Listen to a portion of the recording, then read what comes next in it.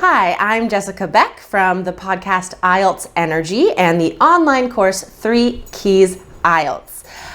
We have been doing a series on how to score highly in each category for the writing exam. So we finished the 4-part series about Task 1 and we are halfway through Task 2. So far we have done Task Achievement, Task Response, and Cohesion, Coherence, and today we're doing vocabulary. IELTS calls it Lexical Resource, just a fancy phrase for vocabulary. All right, let's get into it. So, in order to score a 7 or higher in this vocabulary category, you first must show the examiner a range, okay?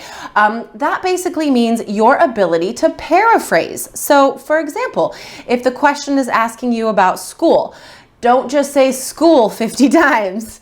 You need to paraphrase. You can say education, place of learning, college, university, tertiary, secondary school, high school, middle school, primary, elementary. There are a lot of ways that you could paraphrase. Now, keep in mind your paraphrases do not all have to be high level. They just have to be different. So instead of school, you could say classroom or, like I said, place of learning.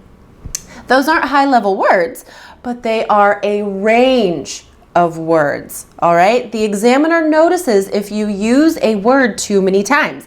If you just say school 50 times, the examiner sees your lack of range and may give you a 5 in this category. So this is an important skill to practice, to be flexible in your paraphrasing. Use the thesaurus, guys. Go to thesaurus.com and learn synonyms. All right, the second way is to be specific.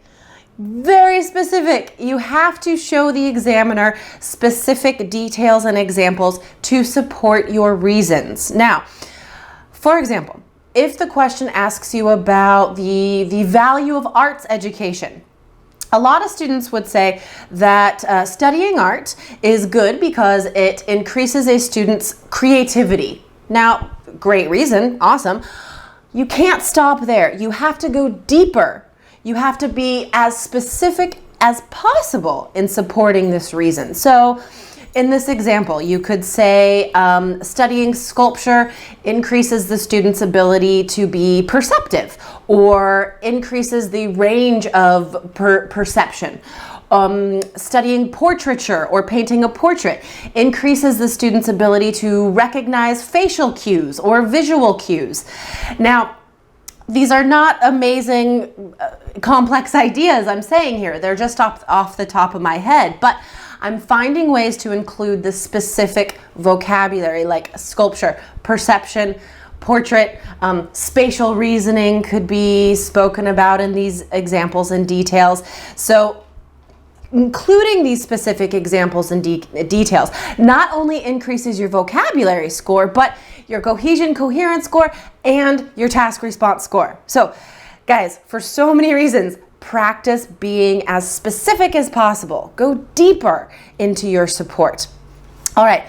The next way is by being interesting in your vocabulary. Do not just give the examiner this vocab you got from a textbook. All right, every student can do that. Those are students that get a 6.